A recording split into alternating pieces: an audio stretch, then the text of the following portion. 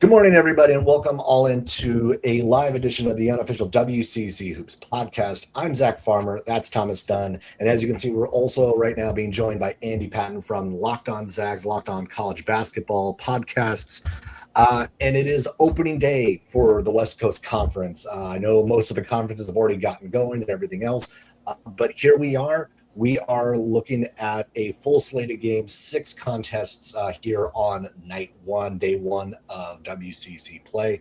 And I mean, we got to start off right at the very top because we're looking at a league, we're looking at a conference that, as much as like we wanted to talk, I wanted to even talk about how much that the St. Mary's is the defending champ, whatever else. The Zags look like the team to beat. They have played the best basketball all season long. And Andy, we'll get straight to you. Just kind of as you're looking at this Zag squad, because clearly they have separated themselves, but how impressed are you that how quickly this has kind of come together with the group that they had with so many new faces that they've had to insert into the lineup? You know, it's been it was an interesting offseason for Gonzaga and an interesting start to the season, I think, because on one hand, you know, they only had really 3 returners who were part of the rotation last year. Obviously, that's the 2 front court stars in Graham Ike and Braden Huff, and then a reserve now starting wing in Emmanuel Inocente. And so you look at that and you think, how on earth did they get everybody together? But Braden Smith was on this roster last year as a redshirt. Jalen Worley was on this roster last year as a redshirt. Steele Venters has been on this roster for the last 2 years. So it's not your typical, like, we had to kind of mix and match all the pieces. But the flip side of that is that 2 of the most important pieces on this roster not only didn't have only got here this offseason, they didn't have even a close to a full offseason. Tyon Grant Foster obviously really only practiced like 7 or 8 times before the season began due to his lawsuit with the NCAA. And Mario Sait-Superi didn't commit to Gonzaga until late June and then missed about 5 weeks while with Spain for Eurobasket. So on one hand, they have a handful of guys who've kind of been in this system and have been around longer than, you know, one typical offseason. And yet they also have 2 players who have not. And so it's this very kind of unique roster kind of mix and match and combination. And I think a big part of this team's success has been Mark Few being more willing to play a 9-man rotation. Something that, I mean, historically, you both probably know. I mean, this has been kind of a running joke almost about Gonzaga, is that every year it feels like, oh, they're going to have to play 9 or 10 or whatever, and they end up playing 7 or maybe 8. And this year, there's nobody on this roster averaging 30 minutes per game. That has never happened in Mark Few's entire history as Gonzaga's head coach, and it's not going to happen this year. Graham Ike is at about 27. He's not going to get to 30. Their starting point guards are averaging 20, or their starting point guards averaging 20, and their backup point guards averaging 20. Like, they're full on splitting that role right now between Sait-Superi and Smith.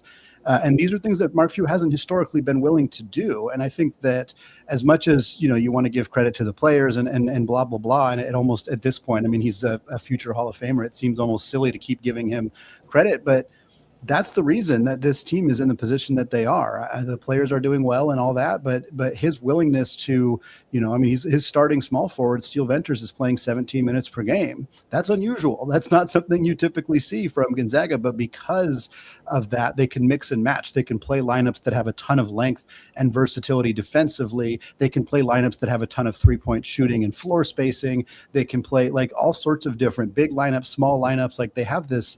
And Few's had that before, but he hasn't always been willing to play it, or has been stubborn about sticking with his rotations, or, you know, once the guy's out of the rotation, they have a hard time getting back in. And that hasn't been the case this year. And I think that's a big testament to what he's accomplished as a coach and his willingness to be adaptable even 27 years in to his career. And I think it's also a testament to players like Adam Miller and Braden Smith, who began the season as starters, expected to be starters, and instead of kind of wallowing in coming off the bench, they have performed better now that they're coming off the bench. And I think when you have that kind of mix of players willing to take on those roles and a coach willing to experiment and mix and match, well, you've seen what the results have been. It's been very positive for them.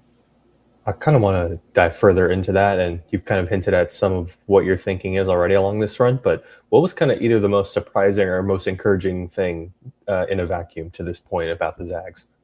Yeah, I think it is in a lot of ways that. I think a big part of it just kind of collectively would be their defensive intensity. I think when we talk about Gonzaga basketball, often the conversation is about their offense. They're frequently in the 90 point per game range. They dominate with their bigs, but they can have historically been very good at shooting and spacing and all those things. But their best teams have been great defensively. Their 17 team was one of the best defensive teams in the country. I think they finished second at Ken Palm, somewhere in there. And their 21 team was elite defensively as well, with Jalen Suggs in particular was phenomenal. And so this team has that kind of juice on that end of the floor. They don't have rim protection, but they make up for that by having Jalen Worley and Emmanuel Nicente and Tyon Grant Foster are just menaces on the perimeter defensively. Mario and Braden are much better defensive guards. I think a lot of people saw a 6'3" point guard and a 6'1" backup point guard and kind of thought, okay, it's going to be Ryan Nembhard and Nolan Hickman all over again. And these guys are different offensively, but they're also better defensively. And we saw that. I mean, Smith really put the clamps on Jackson Shellstad in their game against Oregon. Donovan Dent only had 6 points against them. Like LeBaron Philon had a very good game for Alabama, but Gonzaga still found a way to win that game. And so I think that this team's perimeter defense and just kind of intensity and willingness to trap and do that kind of stuff, they're really just excellent on the glass. I mean, just dominating. And that's not as big of a surprise, but some of the surprises, like how great Jalen Worley has been playing basically power forward, a role that he's never played before. And he is one of the best offensive rebounders on this team. Tyon switching to being, more of a forward than a guard, a role coming off the bench. And he's had his ups and downs. It hasn't been perfect, but from a rebounding perspective, he's been excellent. And I think so much of that is a testament again to Few and what he's been able to do with this mixing and matching these lineups to kind of find the right piece. I mean, you talked about that second unit. I feel like, and you're more in tune with what's happened across the landscape of college basketball. It is that second unit that separates this group, that separates this team. I've been thinking about it for a long time. It's like the starting five comparable with a lot of starting fives across the country, especially the top. Think about Braden Huff and Graham Ike, obviously, like that. The front court alone stands up against most anybody. But just that second unit, the fact that this team is so deep, the fact that this is a very different group than what we've seen, and not necessarily that comparing it to the 17 team or the 21 team, which were unique in a lot of ways, but the depth and just the experience of this squad just kind of puts it right up with those teams, maybe just a talent-wise, like a notch or so below, but it really does feel like this is a team that, I mean, we talked about like before the season, the second weekend would be great. Like it's hard to tell what the expectations for a tournament run would be. But now it feels like the expectations after this non-conference have to be sky high, maybe even higher than a lot of us predicted before the year. Yeah, I would say so. I mean, I think for this team, the depth again is the starting five. Steel Venters and Emmanuel Nicente are not going to be viewed nationally as like an elite wing combination in the starting lineup. Like you look at the top 10 teams in college basketball, most of those teams, their 2 and their 3 are probably going to be considered better than Venters and Nicente, in part because Nicente statistically is not going to pop off the screen, and Venters is a bit of a one-trick pony. But the difference is that they also have Tyon and Worley and Miller and those guys coming off the bench, and that group alone, with those guys off the bench is as good as anybody's in all of college basketball. I mean, I would say that confidently. Miller's a guy who started for a Big Ten school, an SEC school, and a Big 12 school. Tyon obviously is a former WAC player of the year, Smith's former Patriot League player of the year. Like to have those guys coming off the bench is unbelievable. And I think it does give Gonzaga a higher ceiling because they are not a team that is going to they're a team that's going to be incredibly difficult to game plan against in a short time period, which again, we saw that in Vegas. It's very difficult for those teams to kind of prepare, but obviously, Michigan was similar in the sense that they're nearly impossible to prepare against. And even if you have a good game plan, they just kind of bulldoze you. But I think for Gonzaga, because they can mix and match, because they can play different lineups, because they can, they don't have to play Graham 32 minutes a game, or like in the last couple of years, Ryan Nembhard would play 35 minutes every single game, and it wore on him. And you could see that he, if he had an off night, Gonzaga just didn't have anywhere to turn. And yet, you go back to this year's team, Mario St-Superi woke up with the flu on Sunday against Oregon, and Braden Smith came in and scored 21 points off the bench. Like that's unreal to be able to have that. And, to have a guy where it's like, that's a career high game for him. Like, sure, at Gonzaga, but he scored 20 points at Colgate before. Like, this isn't that new for him. And if Steele gets hurt or is not healthy for a game, then Adam Miller is going to come in and probably drop 15 off the bench. Like, they have the ability to kind of are so deep that teams cannot really game plan against them effectively. And, we've seen it, teams like, well, we'll single cover Braden Huff. Like, we're not going to double him because he's a good passer. Like, okay, he's going to score 35. And that's what he's done a handful of times this year. He scored 20 points in 5 straight games. And then if you double, they're good enough at passing. And I think that this team, there's a few types of teams that can really give them trouble. Notably, teams with a ton of size, like Michigan has. There's just not a lot of teams that have that in college basketball and have that size and physicality to really neutralize Graham and or Braden in one-on-one coverage.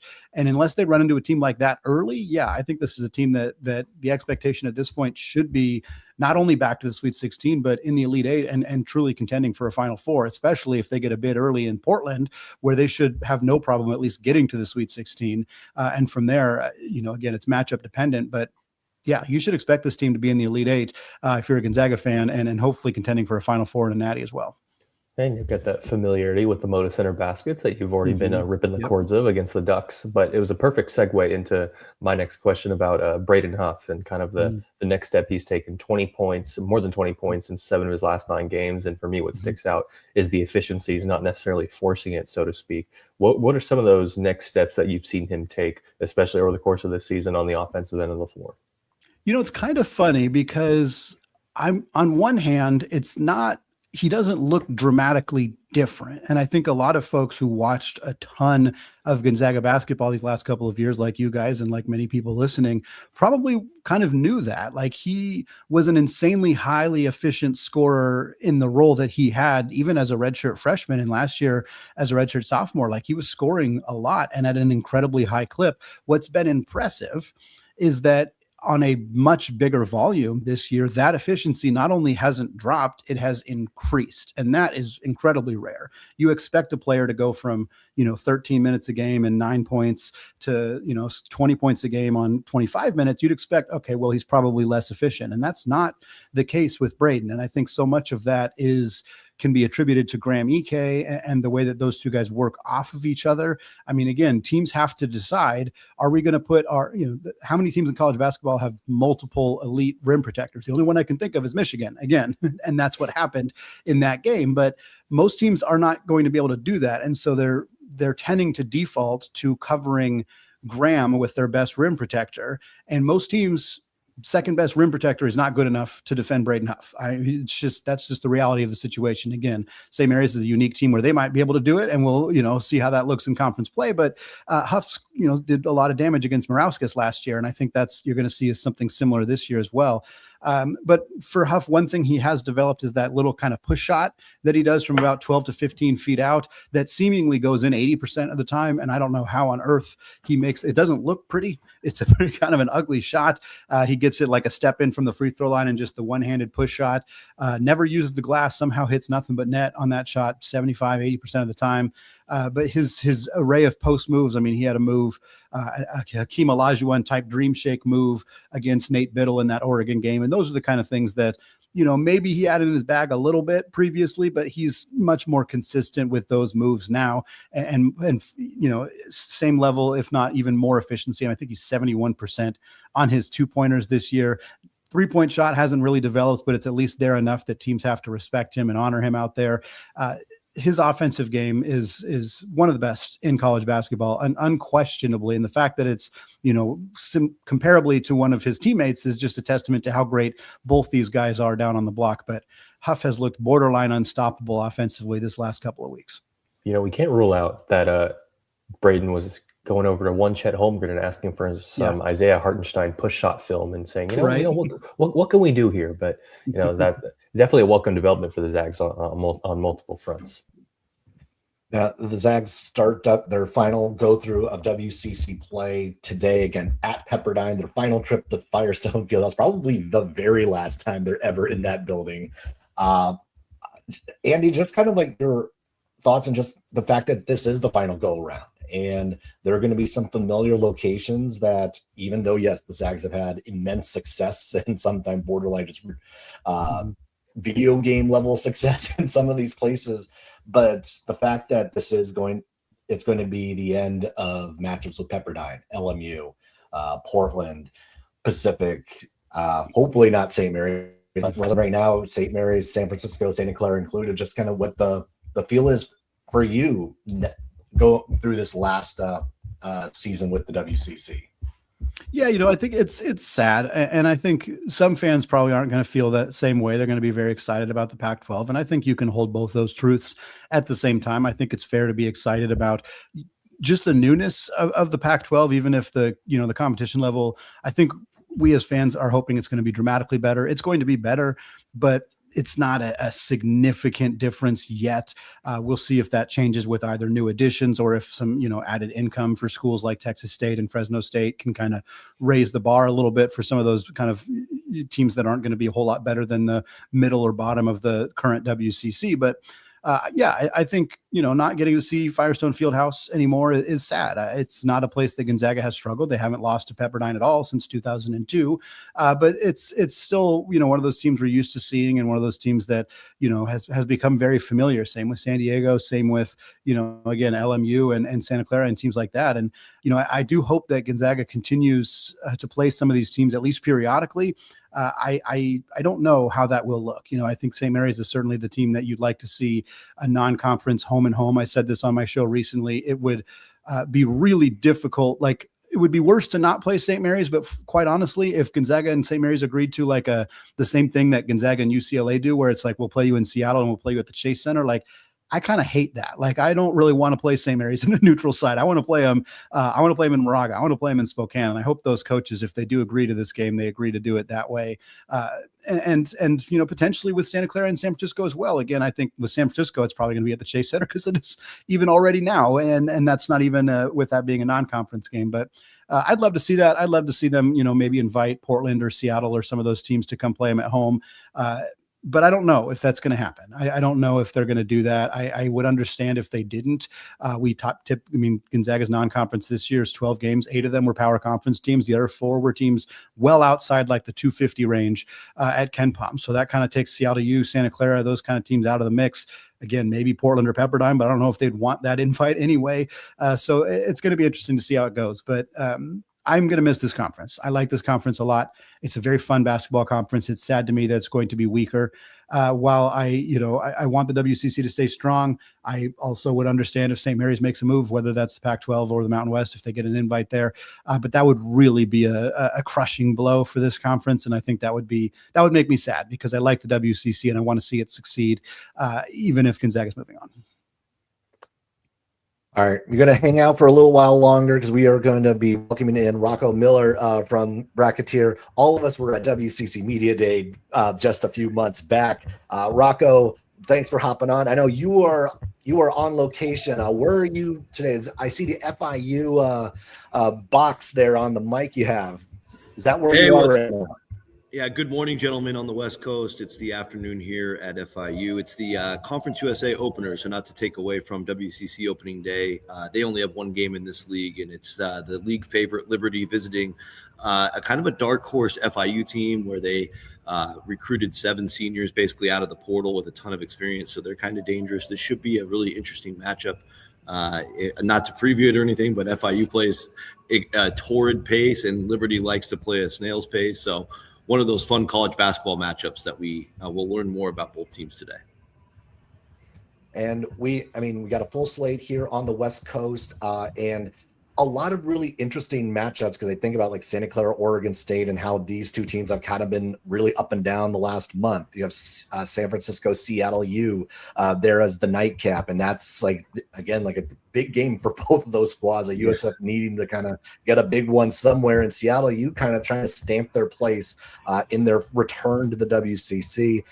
St. Mary's at LMU, another big one. What's kind of standing out for you tonight as you're kind of thinking about night 1 of the WCC? Then also just maybe who are going to be some teams that we do have to pay a little bit more attention to now that we're getting into league play.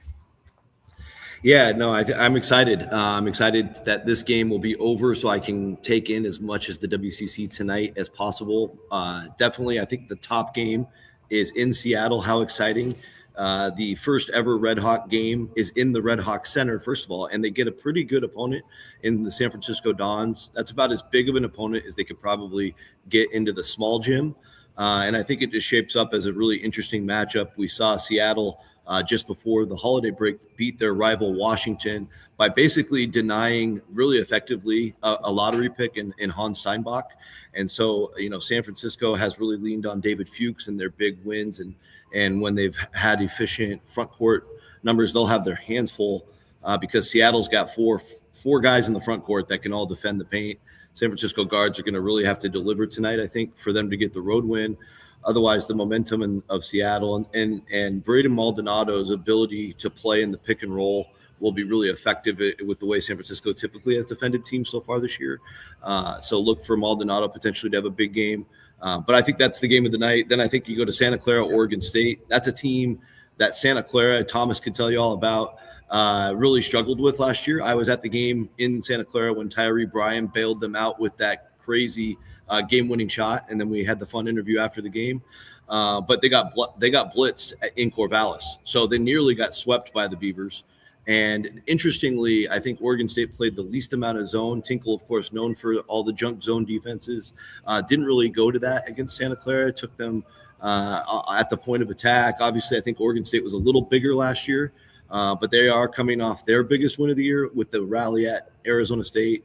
So I think that shapes up to be fascinating of a matchup. See if Santa Clara had enough rest. And I think the other big story is if Garrick Normand can get some minutes today, or maybe they'll have to save him for another week. If he plays today, then he'll probably play even more against Portland on Tuesday. Another big story there. And I think the third one, just because these guys know each other so well, would be Washington State at Portland. Obviously, David Riley was the successor at Eastern Washington for Shante Legons when Legons took the Portland job. They had a couple, Washington State had their way with Portland last year, but Portland just recently beating Kent State at home. They had a UC Davis home win. I think it makes this a little interesting. Washington State had a brutal non-conference schedule, didn't perform well against it. I saw their game against USC. And I think Portland's been playing more zone from what I could tell the last month. And Washington State's a very dribble-heavy team. So they could dribble themselves into trouble if the Pilots are effective in that zone tonight. But I think all three of those games have the potential to be excellent.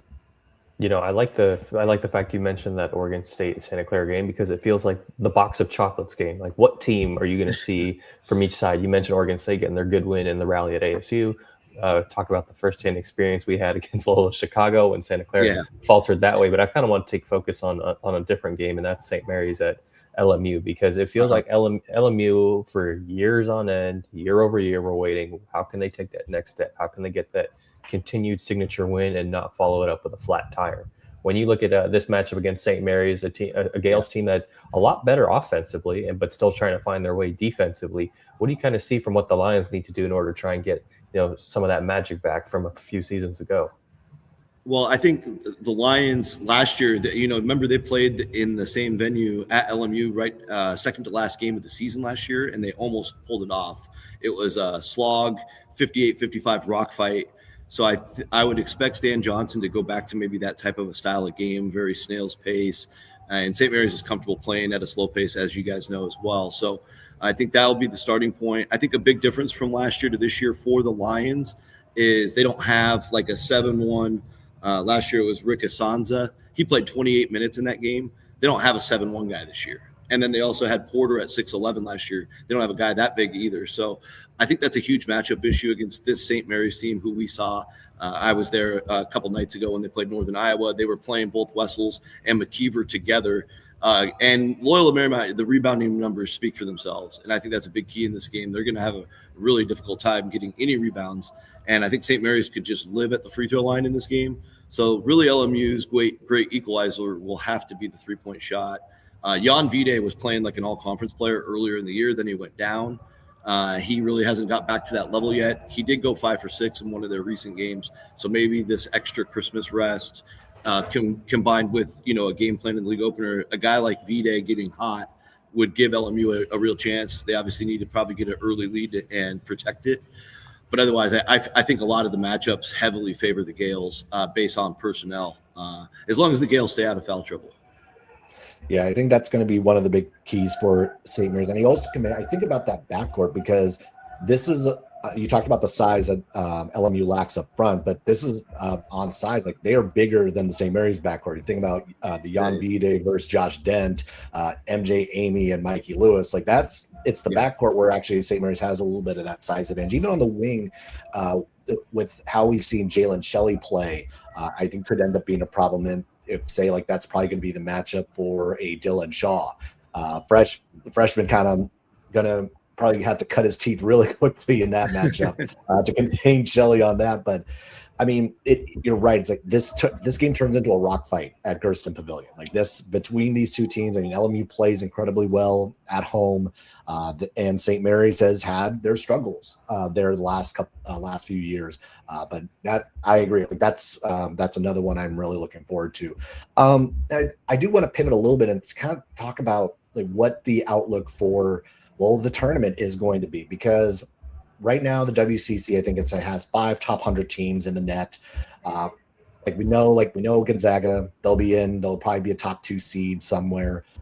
St. Mary's safely in at the moment, not too much concern there. But really, it's like looking at like the Seattles, the Santa Clara, Pacific. I know it's like hovering right there at that 100 mark. But is there a scenario that, I mean, even with this Loyola loss, is Santa Clara dead to rights, or can they still put together enough to get back into the mix? And for Seattle U, it's like, can they also kind of get their name start to be mentioned, even though they too have a quad 3 and a quad 4 loss already on the resume?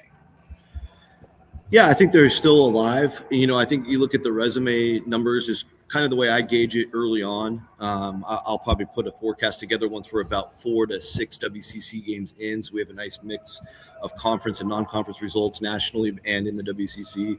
But obviously with Seattle U's wins over UW in the Big Ten, who has a potential, you know, they haven't really been a fully healthy team at UW. If they can do that in the Big Ten, they have a brutal start to the year.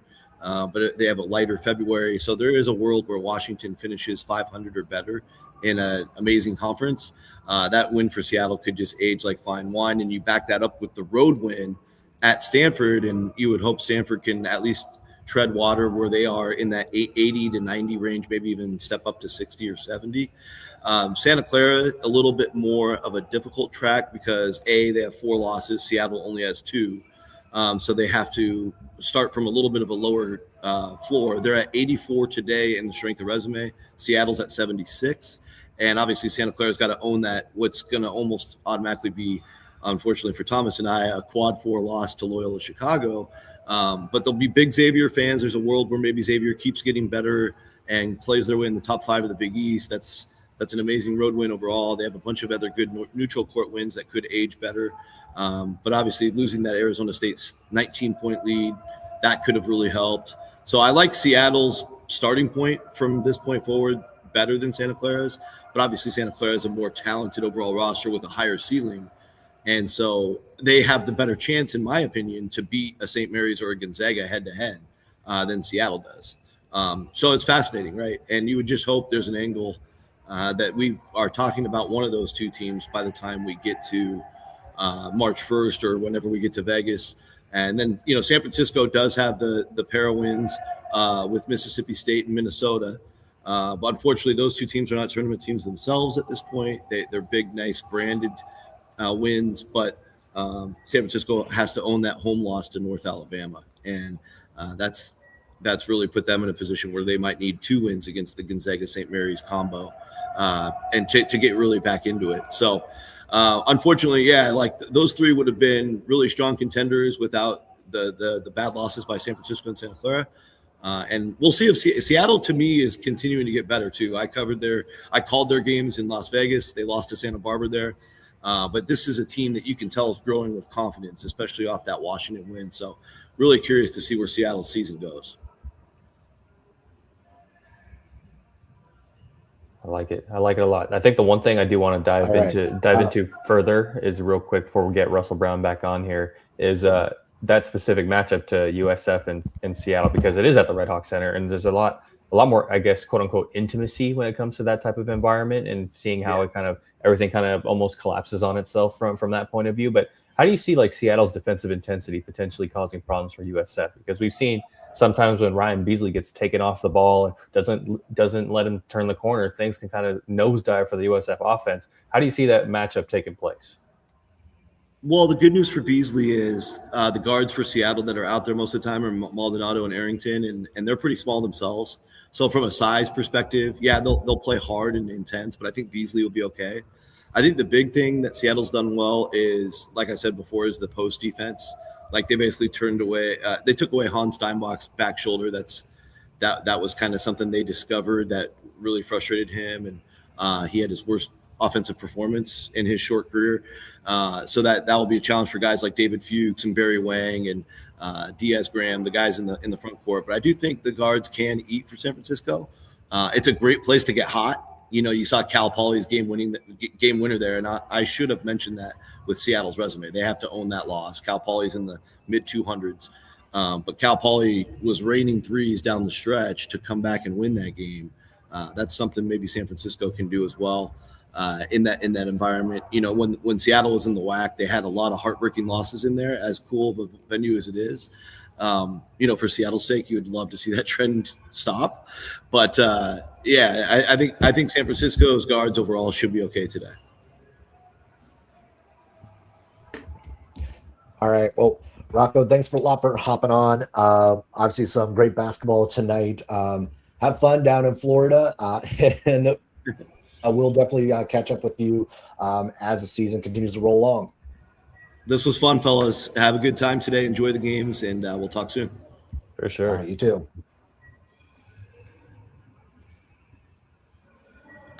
All right. As we continue to transition here, as we're rolling through opening night of the WCC, we are going to bring in Russell Brown, play-by-play for the Seattle Hawks. And Russ, I mean, we were just talking with Rocco about Seattle and this opening matchup with San Francisco. But I want to take almost a little step back of now that the moment is here, that WCC play begins. What is the excitement level on campus with the team now that this is the first WCC game for this school in 40 years? Yeah, it's been huge. It's been a long time coming. I think the WAC was a good transition for Seattle University back to Division I, but you didn't have I'll say locality. You didn't have California Baptist was the closest, Utah Valley maybe. We didn't have geographical connection, and sometimes that takes fans away from the game, especially when you're coming back to Division I.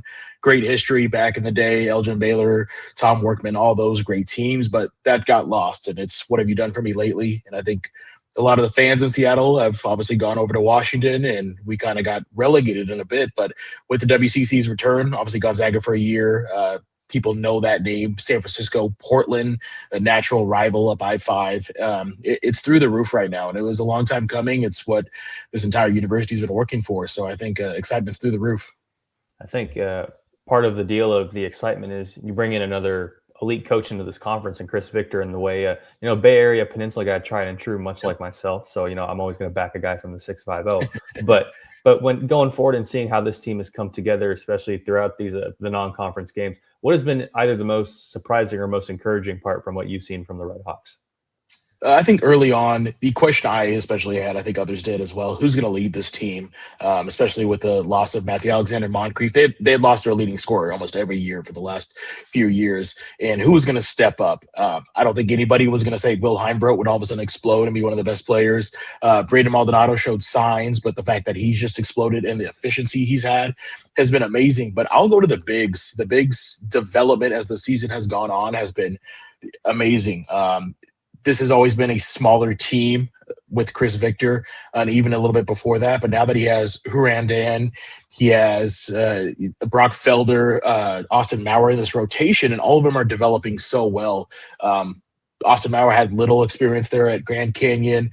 Huran Dan coming over to America. Brock Felder obviously also in the WAC with Southern Utah, but they've all developed so well, and we've seen the rim protection they've had. But if they can continue to develop, I mean, that's, I think, eventually going to be the reason they keep winning the games into conference play. I mean, I think been the I agree with you. I think that's been the most surprising thing about this squad is like how quickly that group has developed. Because on paper there was there was a lot of upside, but it was how quickly was this going to happen? How quickly could it be put together? And thinking about just the 6-game win streak that the Red Hawks are on right now, win against Washington, wrapping up non-conference against Utah, getting the win out there. Because it does feel like that this team now has some momentum, and with some of what's been going on with the rest of the teams in the WCC, there's an opportunity here to to really take advantage. And kind of going into this opener against San Francisco, what's something that you're looking forward to as you're prepping for the broadcast with this matchup tonight? Yeah, it's going to be, can you carry the momentum? There's been times in the Chris Victor tenure that they've had really high highs. They beat Washington last year, of course, and that season kind of trailed off a little bit once conference season went, but it's continuing to go forward. I think sometimes they get into lulls a little bit. It was mentioned before about the heartbreaking losses at the Red Hawks Center. It sometimes feels like the momentum is there, and then all of a sudden it's just a screeching halt. So continuing that, I want to really see what the depth continues to be into WCC play. They had wins against Division II opponents, NAIA opponents, where you got to see a lot of the talent they had, but how much does that translate into to Division I and a very tough WCC? I think this team's capable of competing with anybody. You have a great scorer off the bench in John Christophilus, who was a starter, highly touted out of high school, went to Creighton, came back, and now humbly is on the bench as a sixth man. I think he's capable at any moment of having a signature game. Can Braden continue? Can Will continue? Can the rim protection, speaking of Will, continue? So it's going to be, can everybody keep that role going, or is it going to have to be leaning too much on Braden and Will to carry this team? And I think that's where it could fall apart. I don't think it will, but I think you have to have that complete team wins in order for this team to really compete in this conference. It seems identity-wise that this defense is going to travel. There's not really going to be many, if any, concerns along that front. It'll keep Seattle in the game. I think offensively is where the ceiling of this team can, it's fluctuating. What type of offense are you going to see on any given basis? What have you liked from the offensive process so far throughout the non-conference slate, and what more do you need to see in order to have the best version of Seattle Redhawks basketball? Yeah, I think you hit it on the nail. That if you watch that Washington game over, the struggles in the first half, especially, I think there's 5 air balls, and it's a different arena. Obviously, going from the Red Hawks Center to Climate Pledge Arena, the seats aren't behind the hoops there at Climate Pledge, so the depth perception. Anybody who's played basketball understands that. You see them kind of go into those stretches of no one can hit a bucket, and it seems like it's getting down on the shot clock and nothing gets going. But when they get into that groove and the passing's hot, and I think they move the ball around and it's not centric onto one person scoring, which goes to the original point of, not one guy just feeding through Matthew Alexander Moncrief and saying, go downhill and score. When the ball is moving around, especially when you get into just a paint touch at least once a possession, I think you see the offensive efficiency go up. So continuing that, I think feeding the bigs and letting them continue to develop is going to be huge. But you're 100% right. The offense has been inconsistent, which is funny that's how it kind of started the season, was such a good offense, and the defense took a while to catch up. But the signature Chris Victor defense is finally here. So you need the offense to compete as well. But it has been inconsistent, but I think getting inside the paint is going to be key for this team.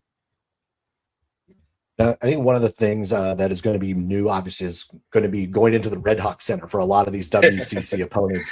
Just kind of talk about the experience and the energy that the Red Hawk Center brings, because this is obviously a brand new building for a lot of WCC fans as they are looking to travel or whatnot. What should they expect as they come onto the campus? The fans are on top of you.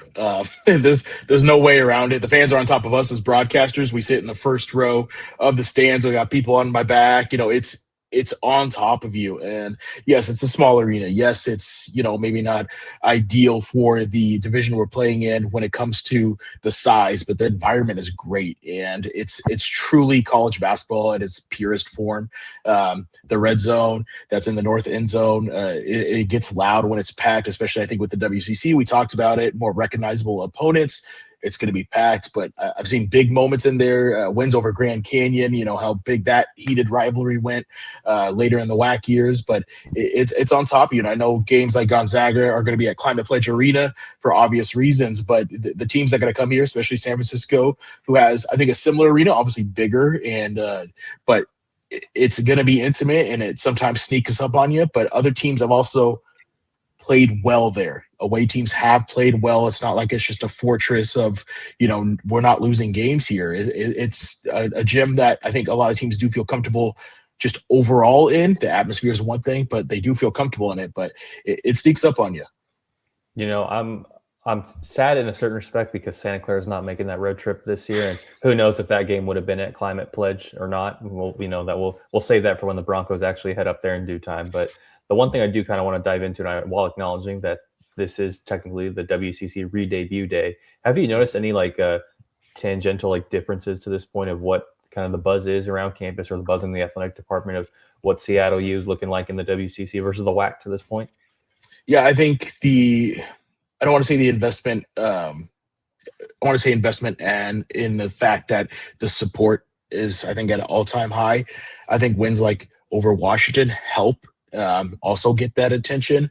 But like I said, the campus is buzzing for the fact that, one, you're good. It helps when you're winning basketball and you've had your best start since the 60s and you're doing all these great things.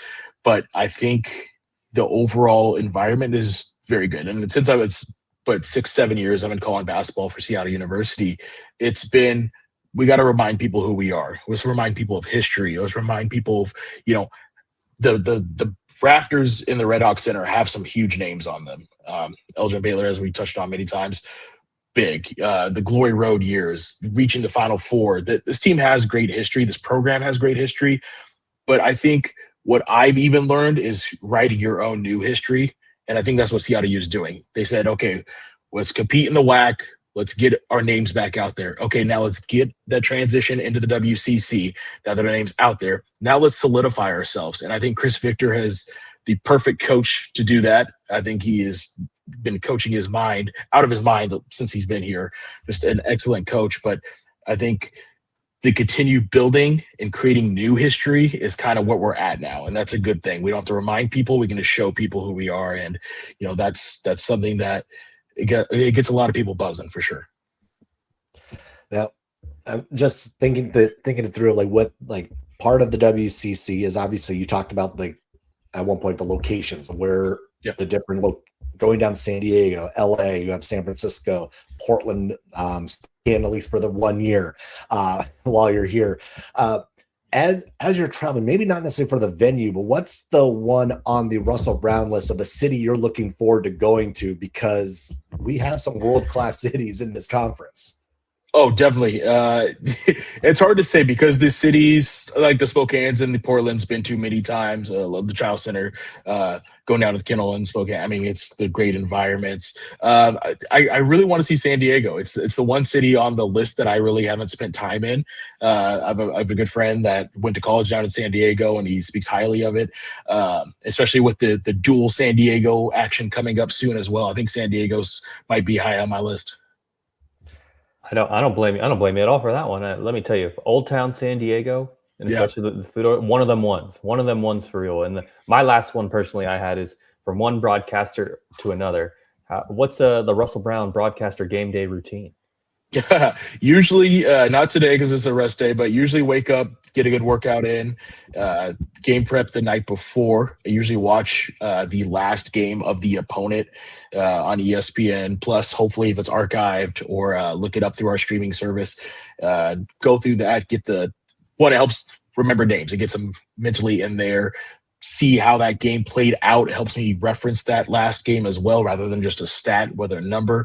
Someone could score 10 points. I say, oh, they just scored 10 points. But if they scored, 8 of those down the stretch, you missed an entire storyline. So recapping that game. And then really, I don't like to think about the game up until essentially do a pregame interview with Chris Victor about an hour before the game. But I don't like to think about it at all, because then you get maybe too tongue-tied. You're trying to fit too many storylines in at once.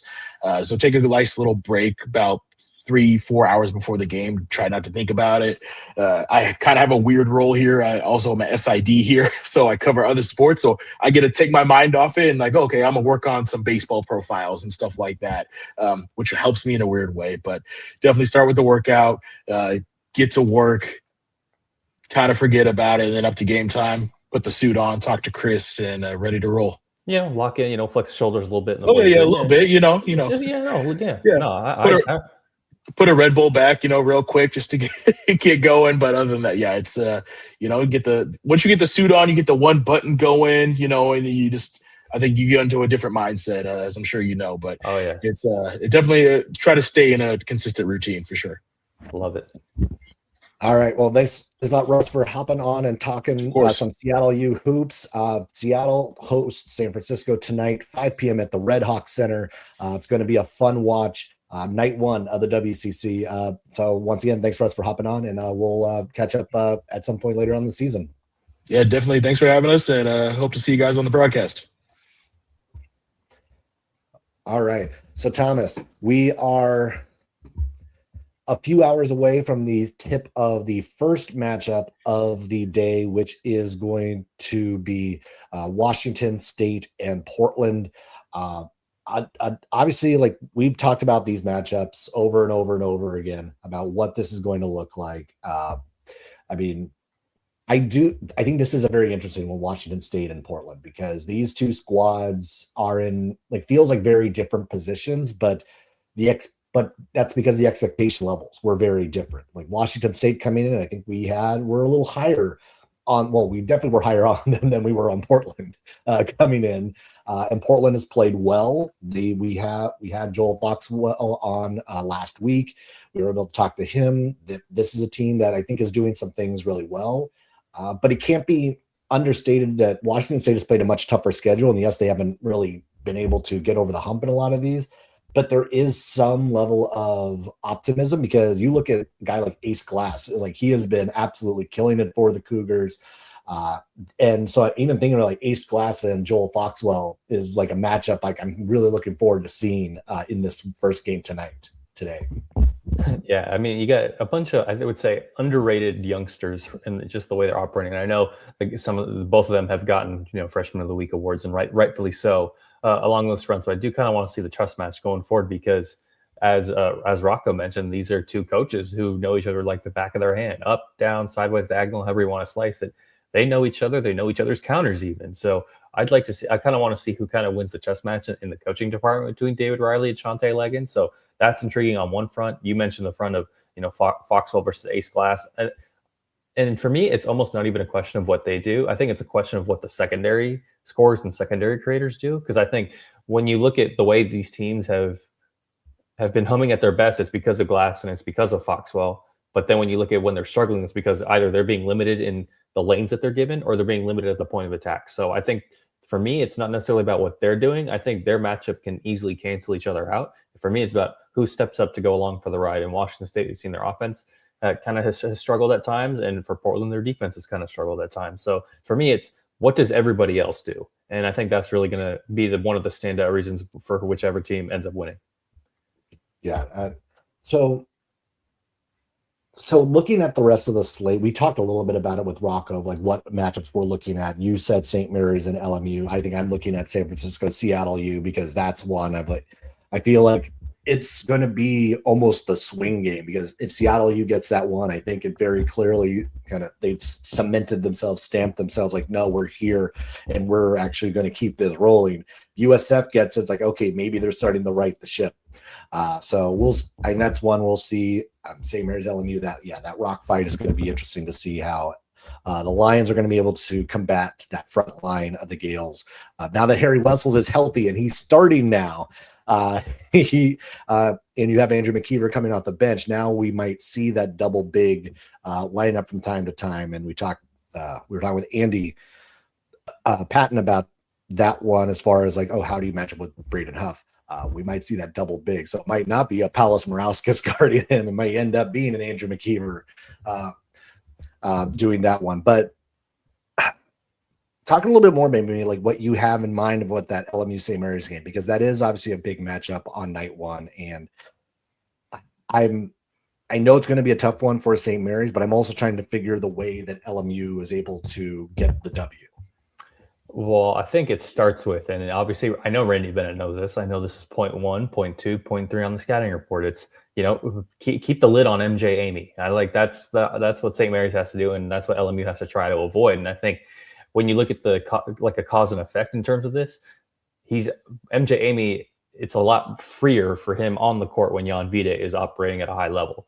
So I think how much has this break helped Jan Vide can kind of help MJ Amy in tow and say, okay, how can you create consistently? And I think the guy who I look for at St. Mary's, at least for me, the best matchup, I think is Dylan Shaw. I think that's the one who I'm thinking, okay, can you stick around, just make shots tougher for MJ Amy? And I think he can. I think the thing that defines Amy, at least sometimes on the attack, is he's got a really good first step. And I think that's kind of what sticks out above all, especially when he's driving to the rim. And I think Dylan Shaw is probably one of, if not the best matchups for MJ Amy. So for me, it's who kind of wins out along that front, because, Harry Wessels, Andrew McKeever versus Rick Asanza and the rest of the lines, I do think St. Mary's wins that matchup. But like you mentioned, the shooting can trail off, and you saw it against the Northern Iowa game. No field goals in the last 7 minutes, and as you texted to me, that can't happen again. It's just not going to fly. So at least for me, it's who avoids the painstaking final drought, and is it going to be, can LMU kind of ride the MJ Amy wave, and can St. Mary's throw enough at it? Because we're at a rare crossroads where their offense has improved, I would say, quite a bit, but their defense is something where Randy Bennett knows it's not at the standard it needs to be. All right. Well, we're going to continue on and think about what the rest of WCC play is going to look like, but we're going to do that partly in maybe a redo of what we had for the WCC all conference teams. We're going to quickly kind of look through the reminder to everybody what this looked like just a bit ago. Hold on, because we know that some of the names that were familiar, Pauls Morauskas, Graham Ike, Braden Huff. There were a number of very familiar names on that all-conference list before the season, but I think there's now some adjustments on who might be in there now. Thomas, I don't. What's maybe what's one of the names that you now have on your list that wasn't on your list before, or wasn't on the coach's preseason list back in October? Who's maybe one of those names that is a brand new one that we have to include on an all conference list now? Okay. See, this is a good question, because you almost required me to go back into the memory bank of where, man, I don't know. I don't remember my whole list. So thankfully for that, but I'm going to go with, Braden Maldonado. Actually, I think I like it's weird to quantify basketball like this, but I like his spunk. He's just got a really good energy about him, a really good confidence about him. And the way he's kind of helping maneuver and steer the ship for Seattle U, I've liked what I've seen from him, especially in a vacuum. And it's not just on the offensive end of the floor. Very versatile, can hold his own on defense, and for the most part has done so. So for me, the one that sticks out is Braden Maldonado. That's the one who I definitely want to give some more credit to. But I know there are a lot of options in terms of the fellows who can reach up and go get it. Yeah, I'm going to stick on the guard front, and we'd be remiss if we did not include the fact that Christian Hammond now needs to be on this list. He wasn't even on any of our radars as far as who could be one of those guys to kind of break into this. And he's played really well in the early part of the season. He's Santa Clara's leading scorer. When he's been in the lineup, he has been one of the better shooters, one of the better scores in the league, 17 points per game. That's one that kind of sticks out to me as was not mentioned, wasn't even kind of a thought. Even when we did our preview, we didn't even talk about Christian Hammond. Yeah. And he is now probably he arguably is their most important player right now for the Broncos. Another one I'm going to throw out there to kind of add to it is, MJ Amy, I think, has to be on this list now. The explosiveness that MJ Amy has been able to bring to LMU. We've seen the massive nights that he's had. And I know we're kind of slowly going down all the guys we've had on the show, but it's no favoritism there. But MJ Amy has been really good to this point. And I do think, to your end of that's kind of key number one for St. Mary's tonight, is slow down MJ Amy, contain MJ Amy, because if he gets going, the Lions are really, really hard to beat.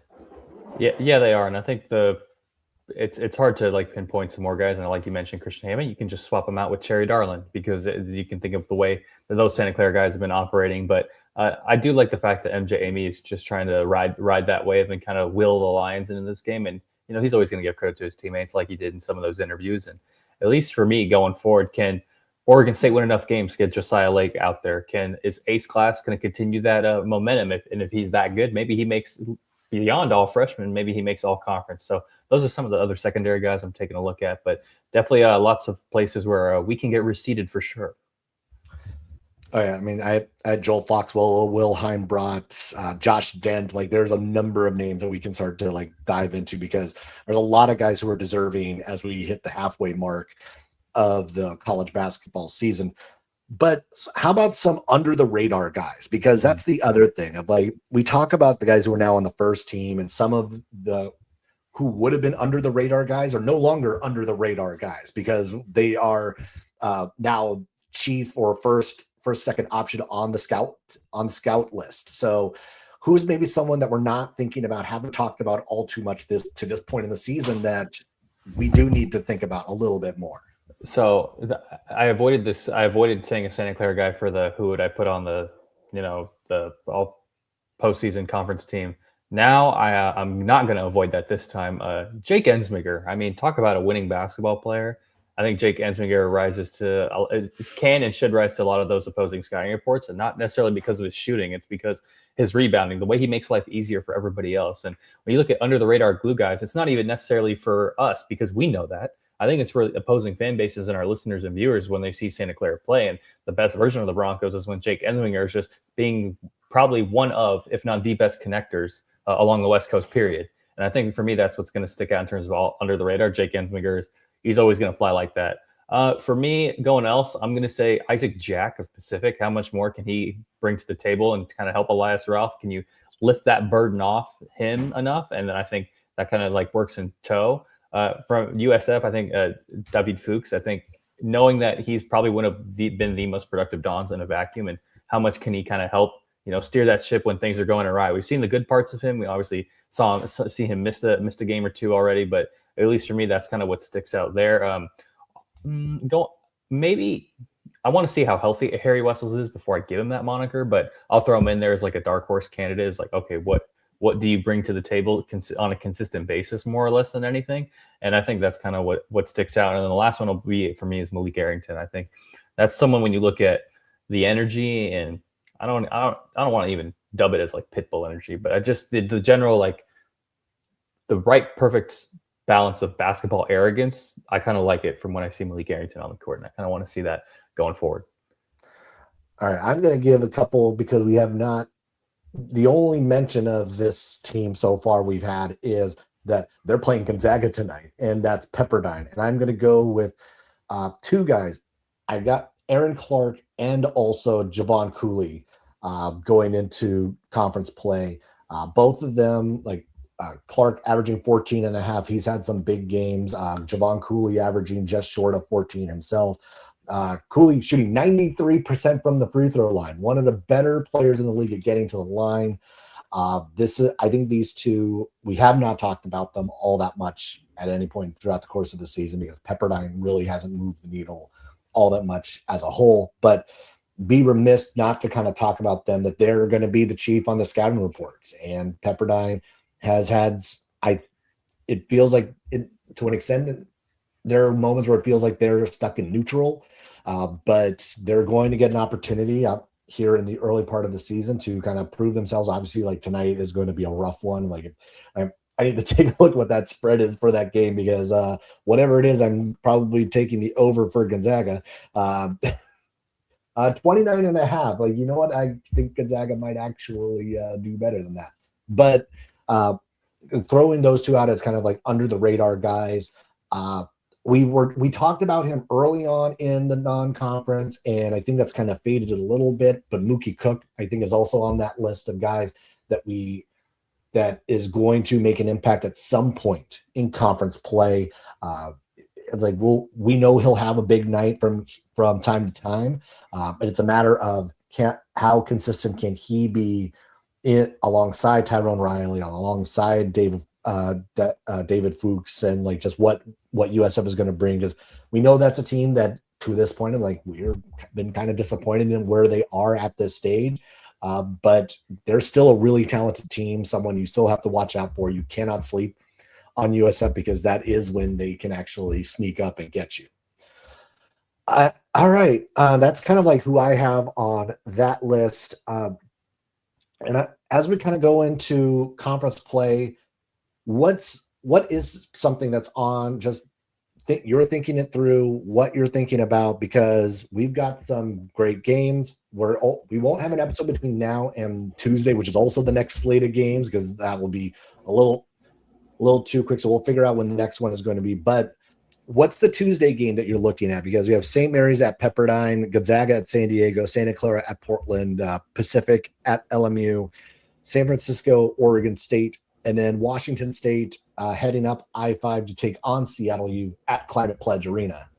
It feels like we're both going to choose from those final two games, and at least for me, I'm going to go with the in-state matchup of Washington State versus Seattle U. And I think for me, it's not necessarily in terms of the result, so to speak, as much as, this is a winning industry. You want to win games, but how much has Washington State turned the corner in these next two games against Portland and Seattle U, and over that one being at Climate Pledge is, for me, the moniker I want to see, because you mentioned the tough non-conference schedule. It wore on them over the course of the time, and there were times where the Cougs looked, you're like, oh man, they just don't look evenly matched in some of these games. So at least for me, Portland's a team that you should, in theory, if you think you're better, then you should beat them. It's not woe was me. It's okay, we're the Washington State Cougars. I think we're better than the Portland Pilots. Let's go do that. But then going forward, it's for me, what else can you do on a bigger stage? Because Climate Pledge Arena is that bigger stage. And I cooked last time when I said this in the pre-up to Seattle, Washington. So let's not forget this, okay? I said Seattle U, it could pay dividends to the fact they've already played at CPA, and look, it pretty much did against the Huskies. So for me, I think that can also hold a different type of edge against the Cougars. So at least for me, Washington State, it's about how much can you proven that you've turned the corner in these next two games, and I think that's what's going to stick out to me.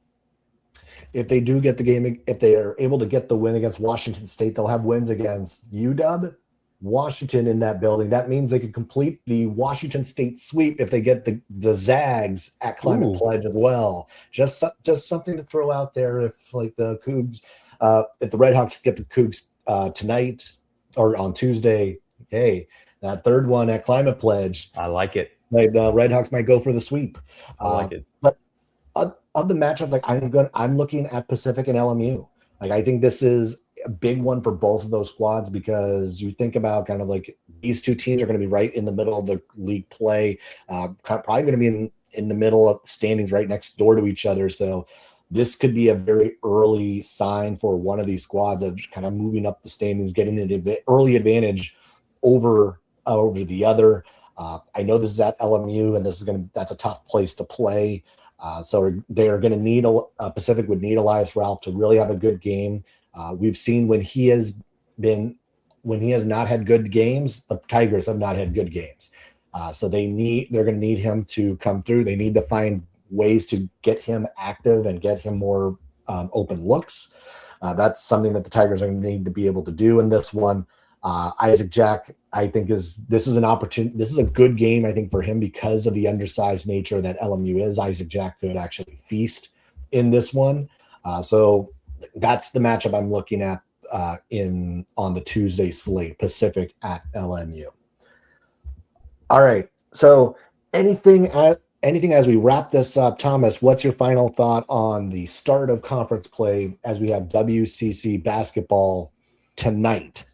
It's good that the holidays are going, because it's beginning to feel a lot like WCC Christmas. So we're excited to get after it, excited to continue to cover and get things going into the new year. So lots of teams want to leave 2025 in the dust. Some teams get excited for 2026. And, from my alumnus point of view, what Santa Clara team is going to show up? And for you, it's Zach. It's what version of St. Mary's is going to continue to kind of meet the standard and ultimately try and find the best equilibrium on offense and defense. So we both got questions. We both want answers, and we'll see what the roller coaster is in getting there. St. Mary's going for its fourth straight WCC regular season championship. My bad. It's fourth straight. Just the final reminder that's not the Zags, that it's St. Mary's that are the defending champs. All right, guys, let's just you're teeing all that up just so Santa Clara can sweep the regular season and then the conference tournament. All right, let's just is what you're doing. But we all know it's Portland who's running the table. True. The fight. Look at Shantae Leggins. All they're doing is proving themselves right. And Joel Foxwell and Jermaine Balasager-Webb, they've been consistent about that. Pilots, I'm watching. Like I'm watching. You will be watched by the Unofficial WCC Hoops podcast. I need those purple unis just moving up the stat line. Like that's what we want to see. We want to see that those colors start to continue to move up the standings. For sure. All right. Well, thanks a lot, everybody, for watching. Be sure to hit subscribe on YouTube or wherever you are listening. Be sure to follow along on social media at Unofficial WCC Pod. That's Thomas. I'm Zach. Thanks for watching, everybody, and we will catch you later.